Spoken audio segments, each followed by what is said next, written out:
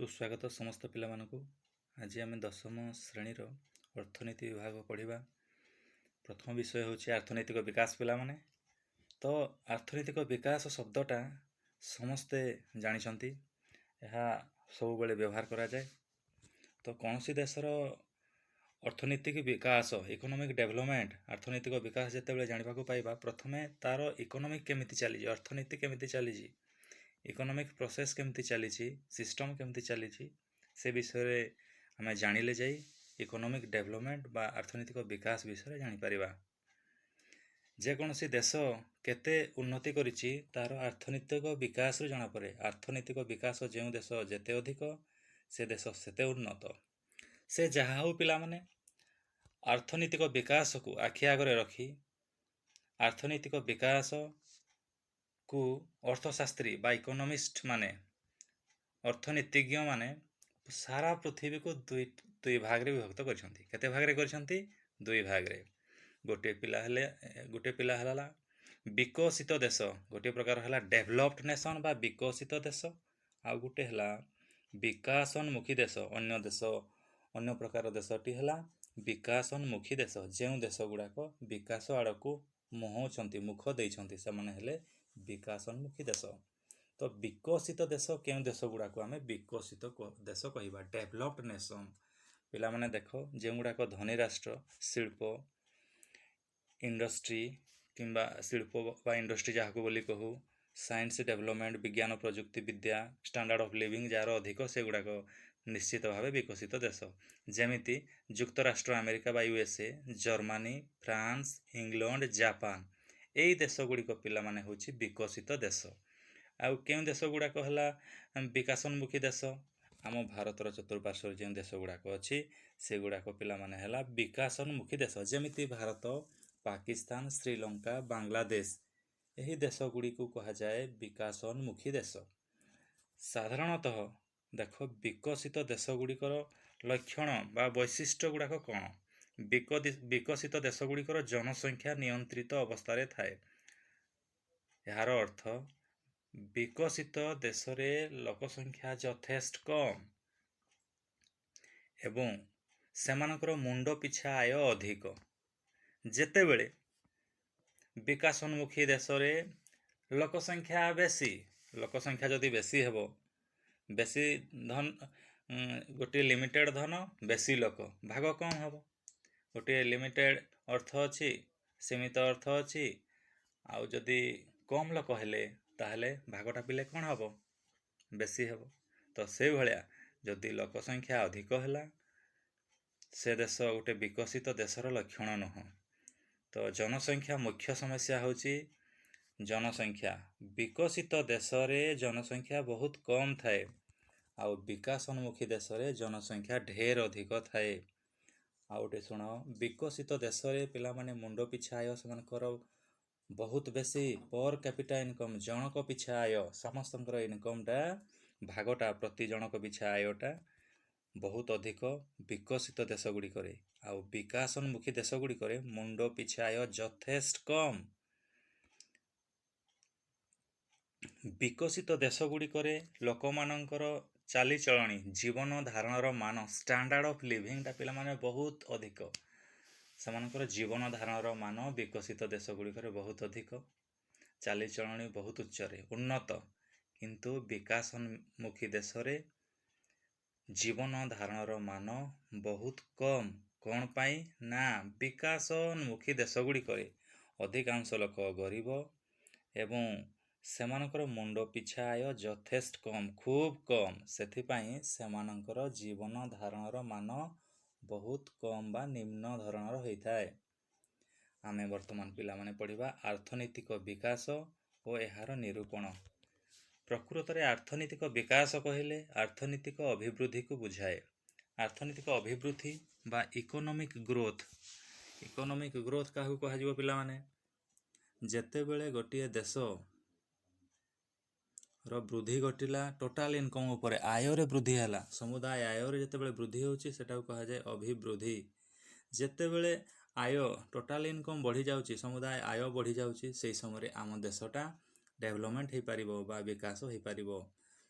କୌଣସି ଦେଶର ମୋଟ ଜାତୀୟ ଆୟ, ଯେତେବେଳେ ଗୋଟିଏ ଦେଶର ସମୁଦାୟ ଆୟଟା ବଢ଼ିଯିବ, ମୁଣ୍ଡ ପିଛା ଆୟ ବଢ଼ିଯିବ, ସେହି ସମୟରେ ଆର୍ଥିକ ବୃଦ୍ଧିଟା ହେଇଯିବ। ଆର୍ଥିକ ବୃଦ୍ଧି ହେଲେ ଅର୍ଥନୈତିକ ବିକାଶ ସମ୍ଭବ।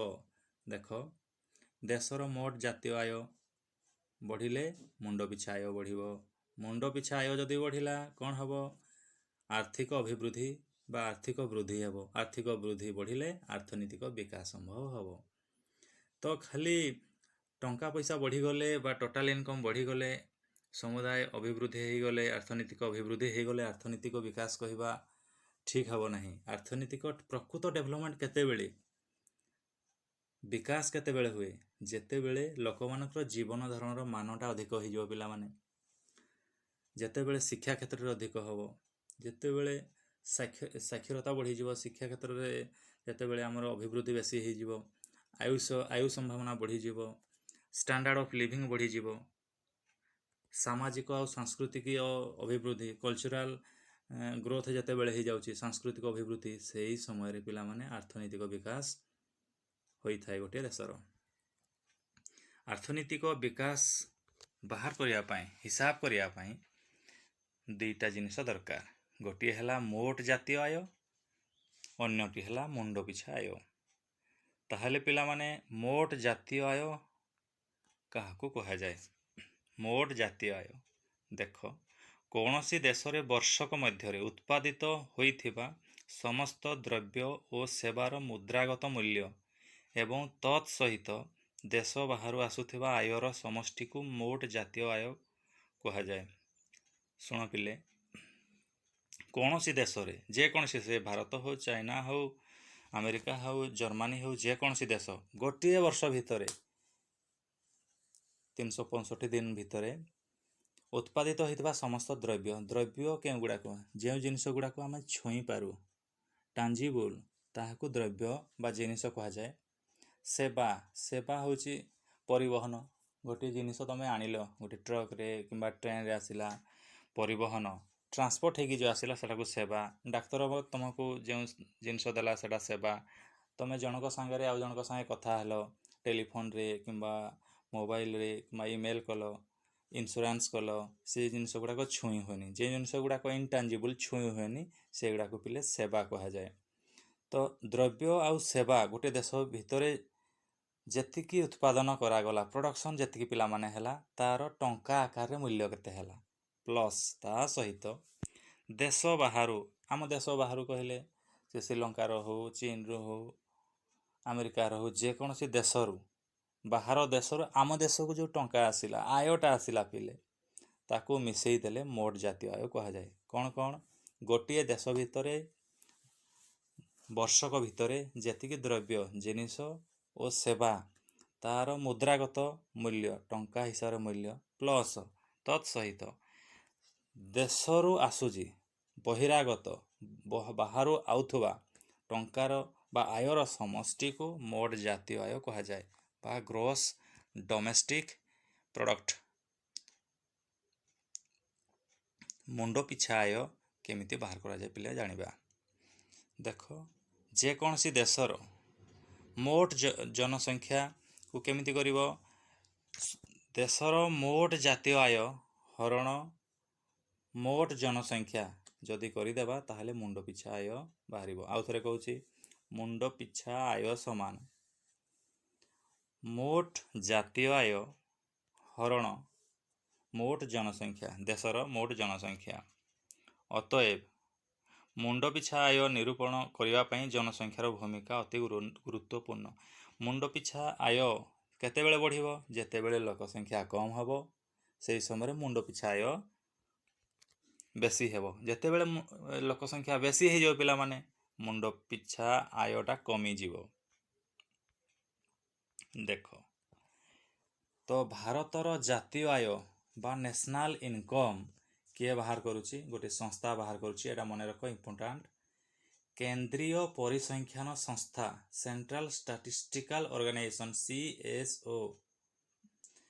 କେନ୍ଦ୍ରୀୟ ପରିସଂଖ୍ୟାନ ସଂସ୍ଥା, ଇଏ ଇମ୍ପୋର୍ଟାଣ୍ଟ। କିଏ ଭାରତର ଜାତୀୟ ଆୟ ବାହାର କରୁଛି? କେନ୍ଦ୍ରୀୟ ପରିସଂଖ୍ୟାନ ସଂସ୍ଥା ଭାରତର ଜାତୀୟ ଆୟ ନିରୂପଣ କରିଥାଏ। ଦେଖ ଜାତୀୟ ଆୟ କେତେ ମସିହାରେ କେତେ ଥିଲା ତାର କିଛି ଡାଟା ତଥ୍ୟ ଆମକୁ ଦିଆଯାଇଛି, ସେଗୁଡ଼ାକ ମନେ ରଖିବା ପରୀକ୍ଷା ଉପଯୋଗୀ। ଯେମିତି 1950-51 ମସିହାରେ ଆମ ଭାରତର ଜାତୀୟ ଆୟ ଥିଲା 1,32,367 କୋଟି ଟଙ୍କା ଥିଲା। ଦେଖ ପିଲେ, ତାପରେ ବଢ଼ିଗଲା 1 କୋଟିରୁ 12,66,005 କୋଟି ଟଙ୍କା ହେଇଗଲା 2003-04 ମସିହାରେ। ପୁଣି ଆଉ ଟିକେ ବଢ଼ିଗଲା 2010-11 ମସିହା ବେଳକୁ କେତେ ହେଇଗଲା ସିଏ 48,85,954 କୋଟି ଟଙ୍କା ହେଇଗଲା। ପ୍ରଥମେ ଥିଲା 1 କୋଟି, ତାପରେ 12 କୋଟି ହେଲା, ତାପରେ 1,32,367 କୋଟି ଟଙ୍କା ଥିଲା। 1 ଲକ୍ଷରୁ ସିଫ୍ଟ ହେଲା 12,66,005 କୋଟି ଟଙ୍କା 2003-04 ମସିହାରେ।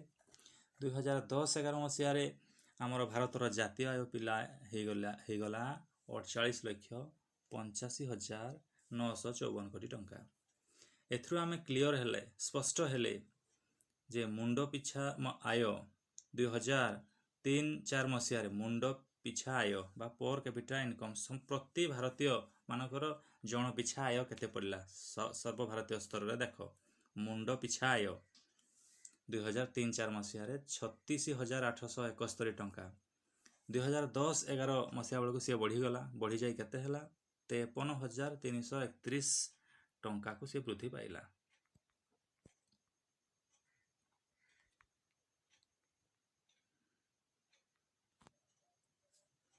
ଦେଖ ଆମ ପୃଥିବୀର ପ୍ରତ୍ୟେକ ଦେଶ ନିଜର ଜନସାଧାରଣଙ୍କ ଜୀବନ ଧାରଣର ମାନ ଉନ୍ନତ କରିବା ପାଇଁ ଜାତୀୟ ଆୟ ଓ ମୁଣ୍ଡ ପିଛା ଆୟ ବୃଦ୍ଧି ନିମନ୍ତେ ବିଭିନ୍ନ ପ୍ରକାର ଆର୍ଥିକ ନୀତି ପ୍ରଚଳନ କରିଥାନ୍ତି।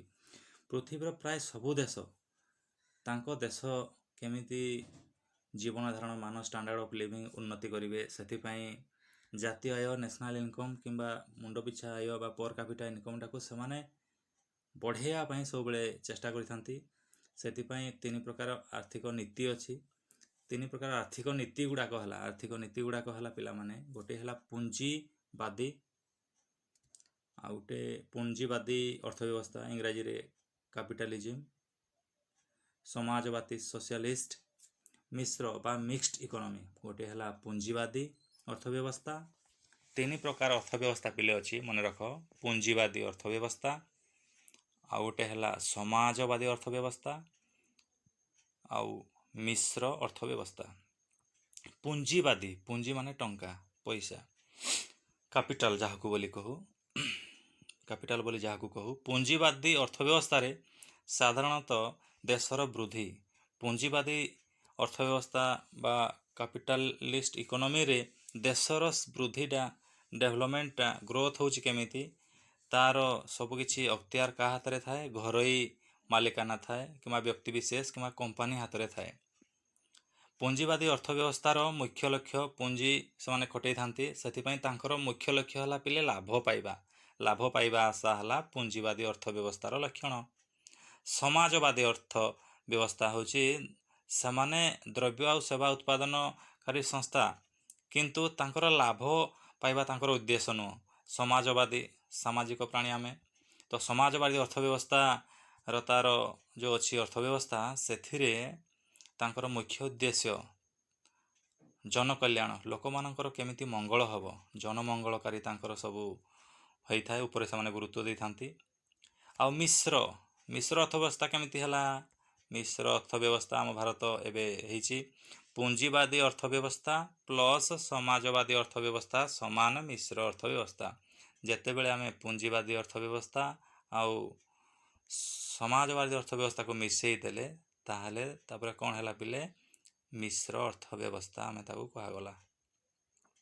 ଦେଖ ସ୍ୱାଧୀନତା ପରଠାରୁ ଆମ ଦେଶରେ ମିଶ୍ର ଅର୍ଥବ୍ୟବସ୍ଥା ପ୍ରଚଳିତ ହୋଇ ଆସୁଛି। 1950 ମସିହା ପରଠାରୁ, ସ୍ୱାଧୀନତା ପରେ 1947 ପରେ ଆମ ଦେଶରେ ମିଶ୍ର ଅର୍ଥବ୍ୟବସ୍ଥା ଚାଲୁଛି। ଏଠାରେ କୃଷି ଓ ଘରୋଇ ଉଦ୍ୟମରେ ପ୍ରତିଷ୍ଠିତ ହୋଇଥିବା କଳକାରଖାନା ଗୁଡ଼ିକୁ ଘରୋଇ ମାଲିକାନାରେ ଅଛି। ଏଗୁଡ଼ିକ ଲାଭ ଆଶା ରଖି କାର୍ଯ୍ୟ କରନ୍ତି।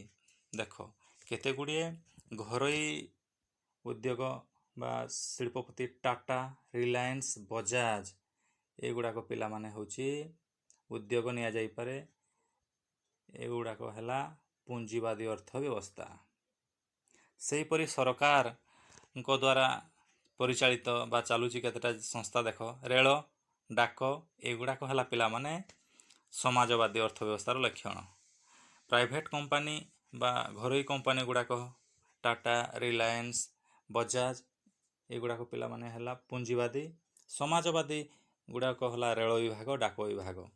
ଆଉ ଦୁଇଟା ଯାକ ଯେତେବେଳେ ମିଶିଯିବେ ସିଏ ହେବ ମିଶ୍ର ଅର୍ଥ ବ୍ୟବସ୍ଥା।